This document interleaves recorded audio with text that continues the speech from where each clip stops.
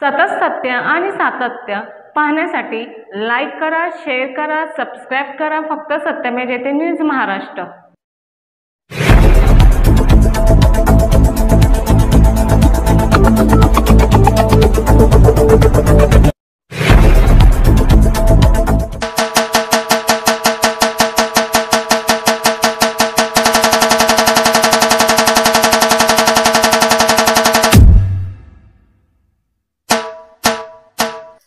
नमस्कार विलासपूर गोळीबार मैदानवासियांनो, मी अभिनेत्री सायली शिर्के।